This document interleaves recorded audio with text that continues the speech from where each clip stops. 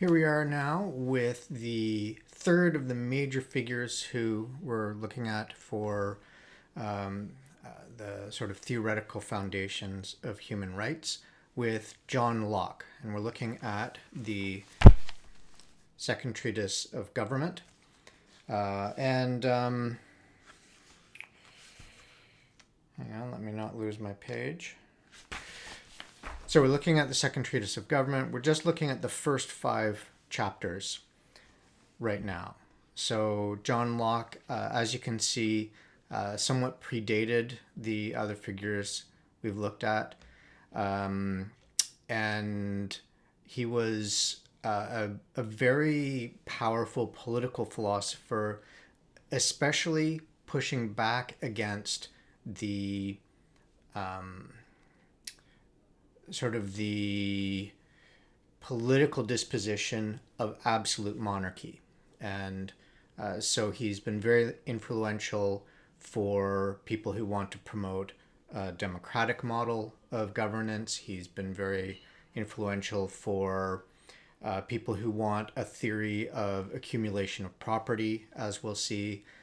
So some libertarians in the US, for example, refer very faithfully to Locke's work. And in some ways, Locke was an influential reservoir of political theory for the founders of the US.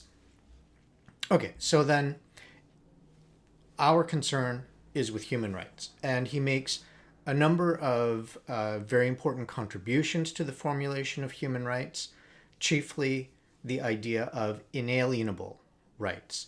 So again, this notion that there are certain rights that we have simply by virtue of being human. They are inborn, and we cannot be justifiably deprived of these. So these include the right to health, liberty, and property.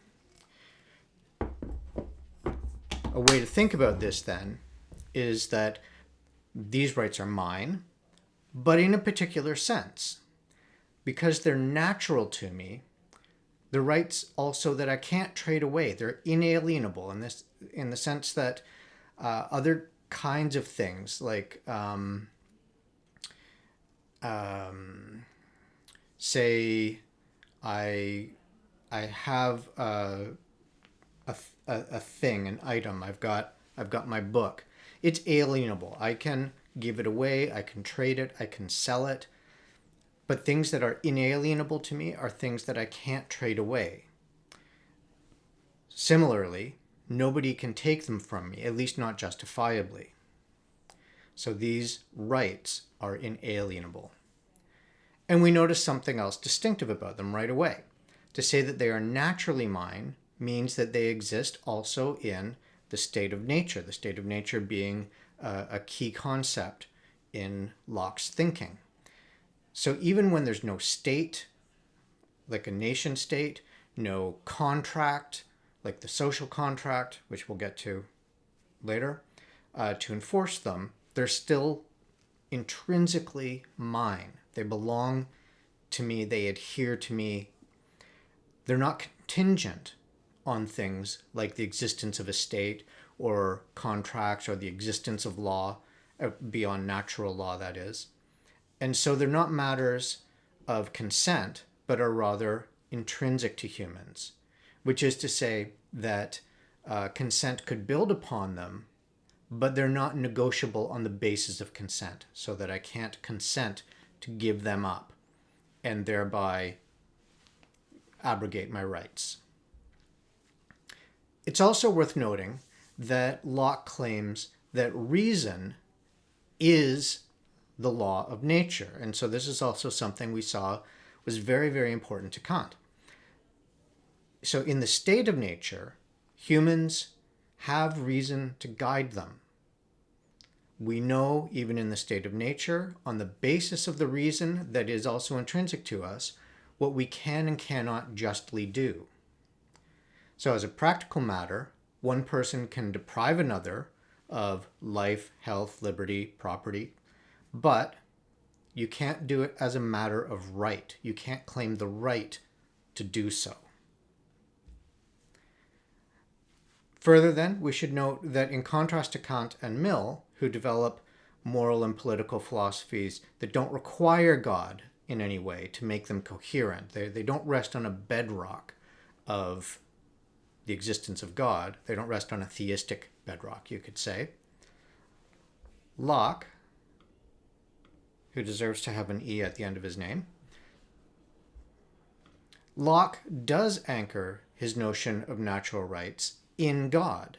That is, the only figure who does not have a right to deprive someone else of these who does have a right to deprive someone else of these natural rights. So there is this notion then that the source of our rights, the source of this nature that we have, is God. On the one hand, then, we have the idea of natural rights, which relates importantly to property. But on the other hand, Locke has an important place for consent in his thinking. Legitimate rule, or government, requires consent. So there are other forms of rule that don't, like absolute monarchy, that don't rely on consent, but in Locke's view, they don't have legitimacy because they don't rest on that basis of consent. We can think then of the second treatise as having a couple of dominant concepts or themes. Private property is one, consent is another. For our purposes, for these first 5 chapters, we're going to wind up emphasizing property and how then private property arises from the state of nature. So then you could sketch this as thinking through the question for Locke, how do we get from a state of nature where God has provided through natural law and equal claims on nature to civil society or government and private property? How does that transition make sense? How does it track? Locke does something sort of curious. He starts a story not at the beginning, so to speak, in the state of nature, but somewhere near the end with his definition of political power. So he says this in section 3. Political power, then, I take to be a right of making laws with penalties of death and consequently all less penalties for the regulating and preserving of property and of employing the force of the community in the execution of such laws and in the defense of the commonwealth from foreign injury, and all this only for the public good. Now, what we can see, though, is there are a lot of things that need to be in place before we get there. And so, in some sense, what he's doing in the next several sections is sketching out how we get to that conclusion. How there can be political power, not just the exercise of power, but political power. And there are 3 main concepts that he uses to start to unravel this story. The state of nature, the state of war, which is in contrast, and then property. The state of nature provides humans with perfect freedom to act as they like and do as they wish with their persons and their possessions, with few limitations. So in the state of nature, you're yielding very few freedoms to something like a contract, to the state, to the rule of state law or governmental law. So then there are no earthly authorities standing above you. Kings and princes, no, not yet, not in the state of nature. And each individual, or possibly each family unit, it's hazy how he thinks about this just at this point, has the same rights as all others to exercise their power and jurisdiction. So that everyone, you could think of it in this way, everyone is a jurisdiction unto himself. And I say himself advisedly. There's decidedly male bent through Locke's work here. We'll see that come up.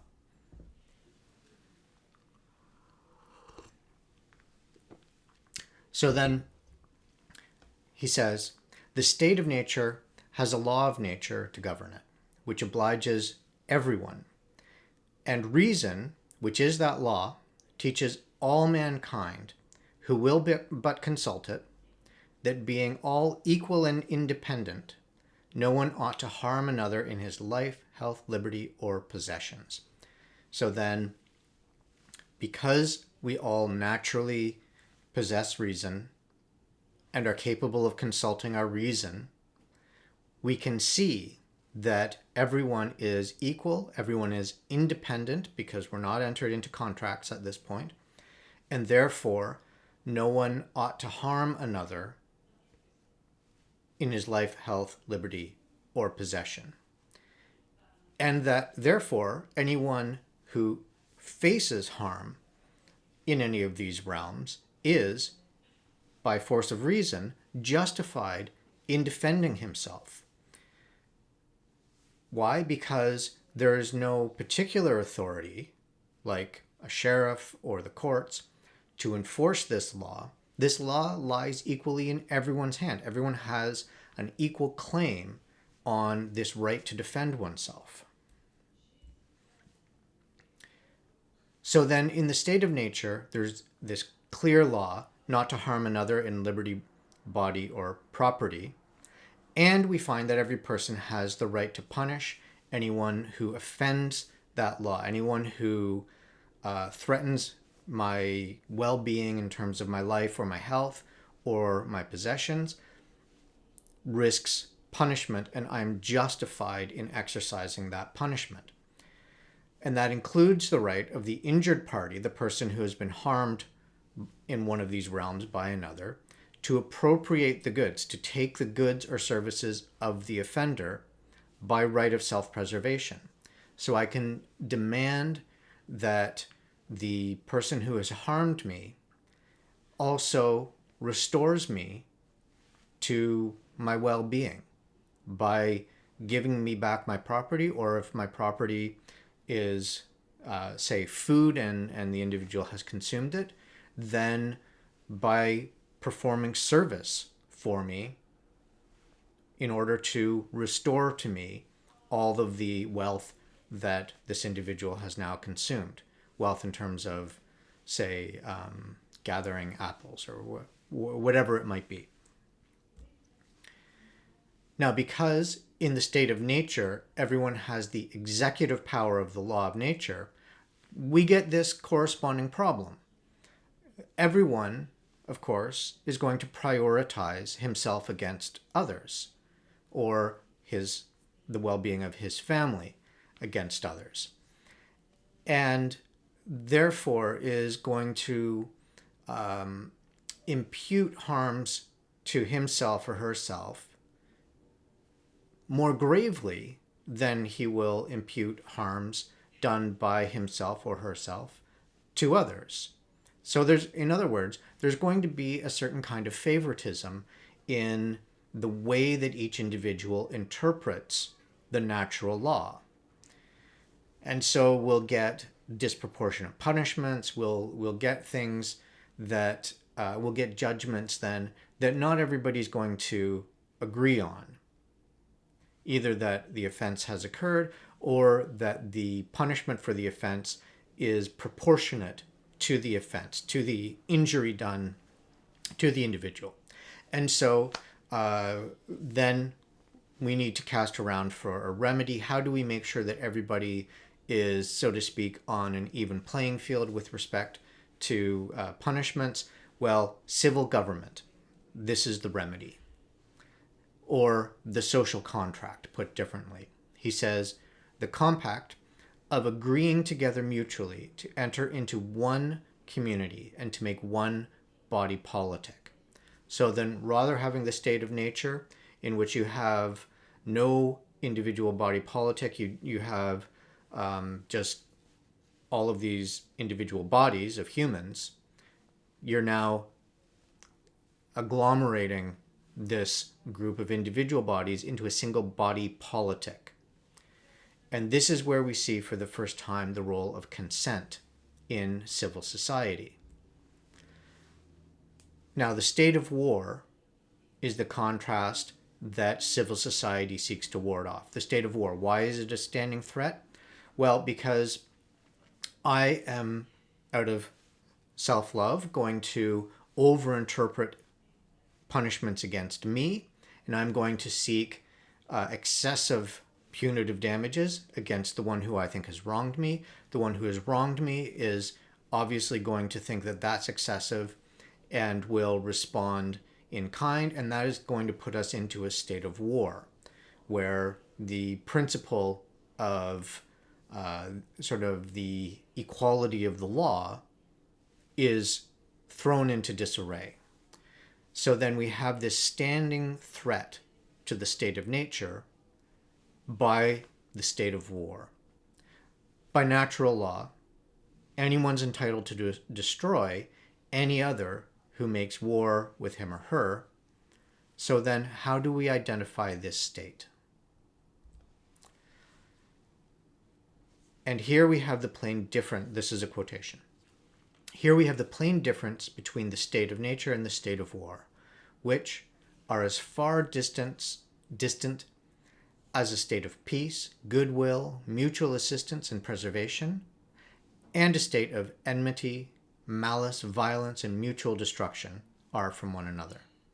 Men living together according to reason, without common superior on earth, so making room for God but not for an earthly ruler, with authority to judge between them, is properly the state of nature. But force, or a declared design of force upon the person of another, where there is no common superior on earth to appeal to for relief, is the state of war. Want of a common judge with authority puts all men in a state of nature. Force without right upon man's person makes a state of war. So whenever anyone wishes to exercise by force power over another, without right, in other words, just through force, then you enter into a state of war. And so the perpetual threat of state of war arising in a state of nature is one of the central reasons for entering into civil society, which will provide an authority to resolve conflict.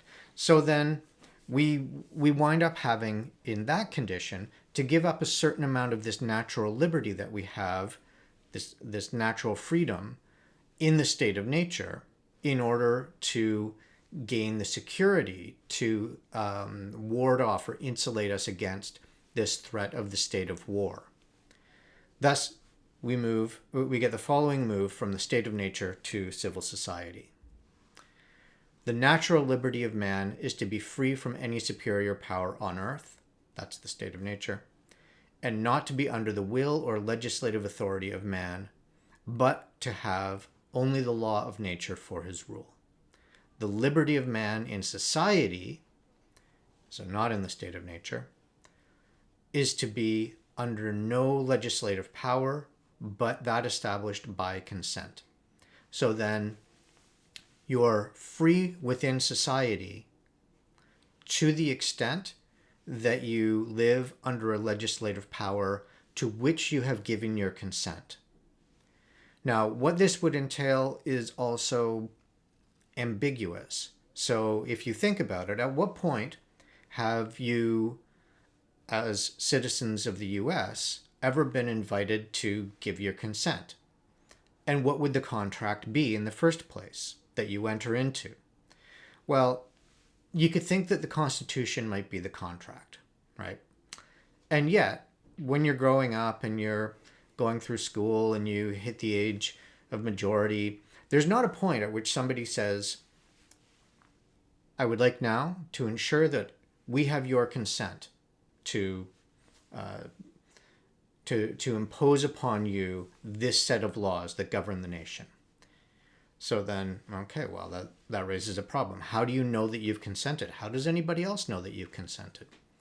You could say that doing something like voting is giving your consent to this system so that you might not get the particular members constituting the government, but that there's a principle of rule to which you give your consent through voting. Or engaging in other sorts of government services might also be taken as implied consent. If you go to get a driver's license, then you're consenting to the authority of the DMV to govern how you conduct yourself on the roads in a car or a truck or what have you, right? So there may be myriad ways like this. I think that Locke has something more explicit in mind, but you can see how even if consent to the social contract is not explicit, there may yet be implicit consent given to it. So now, in short, freedom from absolute arbitrary power, that is freedom. It requires consent for Locke. And this is a condition, this absolute arbitrary power, Locke will later on characterize as a state of war. And what he's getting at with this is that absolute monarchy, a monarch who claims absolute power for himself, in this case it would be a king, is claiming a state of war because the absolute monarch is not seeking the subject's consent to be ruled by this monarch, but is imposing it by force, and that is his definition of a state of war. But you can also connect this to slavery, which he does, as a version of the state of war. So the connection to slavery is important because civil society, the social contract, protects above all property. So, and then you would have to think of a slave as being a form of property. So then starting with property given in common by God, how do we get to private property and accumulation? Locke works first through a number of limitations on property, and then through these very careful maneuvers, lifts those limitations in turn. Now, first, because God had given the earth to all equally in order that they could use it to survive, there is, therefore, a natural right to life. And indeed, he thinks that it's not just a right to life, but that there would be a prohibition on suicide. Suicide would imply that this is a right that's alienable to you. And he says, no, this is because it's an inalienable right. You do not have the right to take your own life. Only God has that right. So you have a natural right to life. Similarly, no one else can take your life from you justifiably. Each person, therefore, has a natural right to take what he or she needs for subsistence. I'll add one corollary to this notion that no one can take your life justifiably. That is to say, unless you are a threat to that individual's life. Under those circumstances, in order to defend oneself in one's property and one's life and one's health and well-being, that individual is justified in using lethal means as a form of defense or punishment. So then, coming back to this then, but absent that sort of state of war in the state of nature, that's not the case. You don't have a natural right to take anyone else's life. Each person then has this right to take what he or she needs for subsistence from the environment around them. And further, because every person has property in his or her own body and the labor it performs, no one can claim as property whatever one mixes with his or her labor. So, what does he say at 27?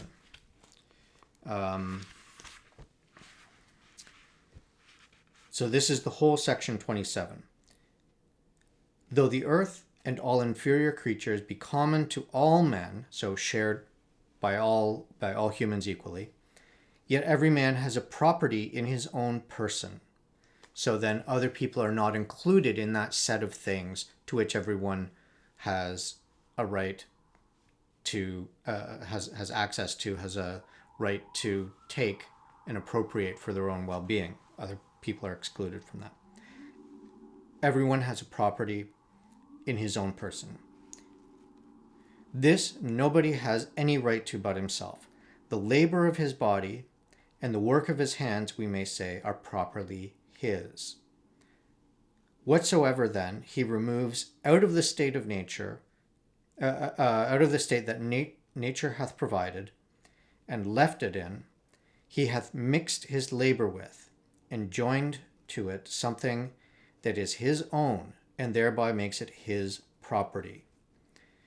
And this is the case as long as the individual leaves at least where there is enough and as good left in common for others.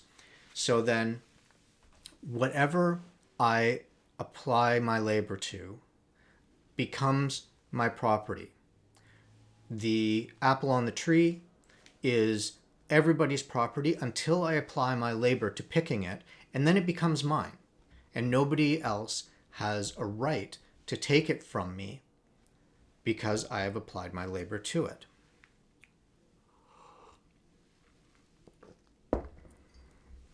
And so here we can see the first step in generating the notion of property. It is through labor. My labor belongs properly to me, to my body. When I mix it with something else, that thing becomes properly my property through the application of labor. But then you have these limits, right? I can only claim as much as will leave enough and as good for others, right? So that if the same apple tree has 10 apples, 5 of them are fantastic, another 5 are in poor shape, I'm not justified in taking the 5 best ones for myself and then madly eating them as quickly as I can so that nobody can get them from me, and leaving only the bad, decaying, wormy apples for other people. No, that I have to leave as much and as good for others. One may claim only as much as one can use before it spoils. So with the same example, if I can't consume all those apples at the same time, I can't just store them and let any of them spoil. That, in Locke's view, is kind of like a theft from my neighbors. I've let good food spoil, or good, the natural bounty of the earth, I've allowed it to spoil by trying to protect it as my own, rather than leaving as good and as much for others so that they could take advantage of it, they could apply their labor to it, and keep it from spoiling by using it themselves. And then finally, one can only claim that which one has mixed with his or her own labor, right? So that I can't claim for myself something that is the product of someone else's labor. Fine, okay, this is great until we run into the invention of money, and money changes everything in this.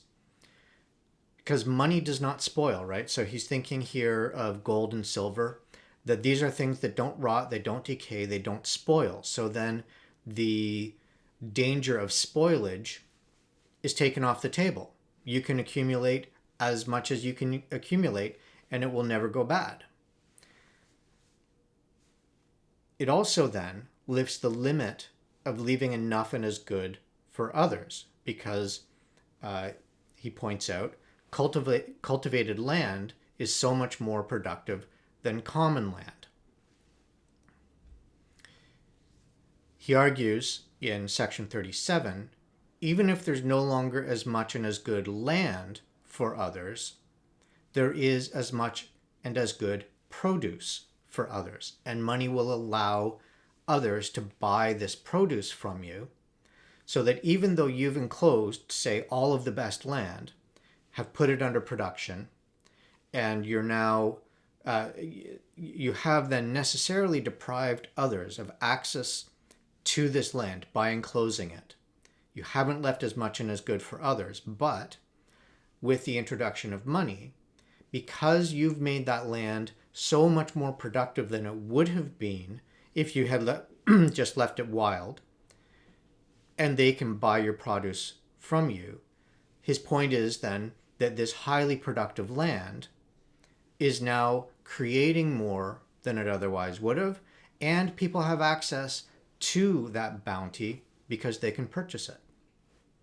So then this removes the restriction on land as well. Now you can become a massive landlord or a massive landholder without restriction, because you can make the land more bountiful, and people can still, using money, gain access to that bounty. Okay, but then there's this curious move. In section 29, he writes, though the water running in the fountain be everyone's, sorry, that was another shoddy oversight. Okay. The fountain be everyone's, yet who can doubt but that in the pitcher is his, that in the pitcher is his only who drew it out. So whoever put the pitcher into the well to draw it out, he says there can be no doubt that the water in that pitcher is the property of the person who has drawn it out. His labor hath taken it out of the hands of nature. So by applying labor to it, it is removed from nature, removed from the commons, where it was common, and belonged equally to all her children, and hath thereby appropriated it to himself, made it his or her property. In this case, his, because as I say, Locke seems to have the idea that this kind of productive labor is exclusively the realm of men. We'll see that it's also exclusively the realm only of reasonable men, but that's for later. Bracket that, we'll come back to it. So this is a clear statement of the labor theory of value, right?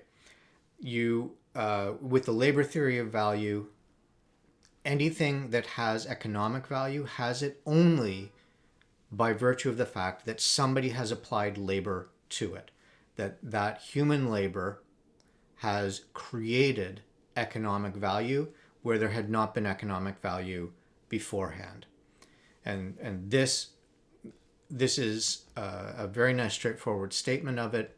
It's the kind of theory of value that underpins the work of someone like Karl Marx as well. He also has a labor theory of value. The way that he would wind up understanding how the labor theory of value informs the relationship to property is different from Locke's. I'll flag that on the way, but for today, the important thing is to get the sense that in Locke's view, you have a property claim on something because it is the product of your labor. So then, he continues. What you can claim as property by your labor extends to land. So it's not just going out and reaping from nature what nature offers, but further, as much land as a man tills, plants, improves, cultivates, and can use the product of, so much is his property. He by his labor does, as it were, enclose it from the common. So then, if I try to claim more land than I can actually cultivate, then I lose my claim on it. It's the same principle as trying to take more fruit, let's say, than I can consume before it spoils. I lose my claim. It's like letting land spoil to try to enclose it from the use of others, that would be, if I can't cultivate it all, if I can't plant it, till it, cultivate it, improve it. So later he says, labor in the beginning gave a right of property. So then it seems pretty clear now that nobody has a claim on the product of my labor but me, unless I sell those products. And this is where things start to get odd. So if we look back to section 28, we find this. So he's talking about his cattle grazing the land or his oxen grazing the land. And so the grass that they eat is his because the oxen and the cattle are his. And he continues to say, the turfs my servant has cut, and the ore I have digged in any place become my property, without the assignation or consent of anybody. The labor that was mine, and this should give us pause. He's talking about his servant. Now he's taking that labor as his labor. Curious. The labor that was mine, removing them out of that common state they were in, hath fixed my property in them. So, you see in this lovely picture here, you have the figure who I'm associating with Locke here, directing laborers who are harvesting probably wheat, some kind of grain in any case. So then my servant's labor creates property for me. Lovely. How nice for me. Where the servant, if the servant is a good Lockean up to this point, might say, hang on now, how is it that my labor creates property for you? It's my labor, my body doing the work. So I thought that was supposed to create property for me. Whatever I apply my labor to becomes my property. This is very strange then. So now, how does this make sense in Locke's scheme? So a laborer who has sold his or her labor for a wage and all of its products become the property of the one who has bought his or her labor, right? So then if I employ somebody, then I pay them the wage, they do the work, I get the products of the work. It's all fair in Locke's view. So an important aspect of this exchange is that for Locke, it can happen in the state of nature. Again, we require no state at this point, no law, no contract. But this has implications for civil society. This is quoting him. Gold and silver, being little useful to the life of man in proportion to food, raiment, clothing that is, and carriage, has its value only from the consent of men, so that we give gold and silver the value of a currency, of money, through our consent to recognize it as a medium of exchange, in other words. Okay, so only from the consent of men, whereof labor yet makes, in great part, the measure. So labor is still what is being measured. It's still the value that is represented by currency. It is plain that men have agreed to a disproportionate and unequal possession of the earth. They having, by tacit and voluntary consent, and this is important, right? This is all still based on consent, found out a way how man may fairly possess more land than he himself can use the product of, by receiving in exchange for the overplus gold and silver. So by receiving for the surplus, you could say, receiving money for the surplus, which may be hoarded up without injury to anyone. So this then is how you can get large land holdings in his view. I have this land, I sell the product of it, I get gold and silver, I buy more land, more than I can cultivate. I hire people to work on the land, I pay them with the gold and silver I've got left over. They produce this the crops. I sell the crops for more money, accumulate more gold and silver, more currency, buy more land, and so on and so on and so on. So in Locke's view, this is how you can have the justifiable accumulation of property in land as well as in money. Now, as I said, this is the same labor theory of value that Marx relies on. And so a Marxist might pause at this point and say, it seems as if something must be exchanged for less than its value. In order for this landlord to accumulate wealth, somebody must be getting paid less than the value that they produce. The laborer would be the one. That's where the surplus will come from.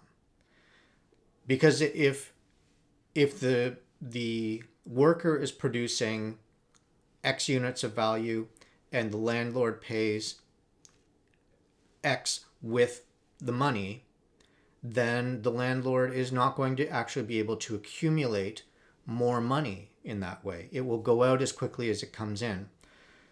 Locke is not addressing this here. He thinks he sees how it is that money permits the justifiable accumulation of land and of wealth. But I think it would strike the Marxist that there's a mathematical problem in his thinking here. That is, that the landlord, in order to accumulate wealth, has to be appropriating to himself surplus produced somewhere. And since labor in this scheme is the only thing that produces economic value, it's the only place that he could be accumulating surplus. He must be paying wage workers less than the value that they produce. So I think that's, anyway, as I say, I don't want to dwell on that long. The critique of Locke is really not the point. What is valuable from Locke here is that from the point of view of human rights theory, we can see how he's generated a notion of property that is justifiable, that is, in his view, coherent and of a piece with this idea of a kind of natural right that one has in oneself, to one's body, to one's labor as the use of one's body, and therefore to the product of one's labor. Now, it seems, as I say, like this is not a very good deal for the worker. So you'd have to ask, why would the worker consent to this? But for that, you'll have to wait until the next section of the book.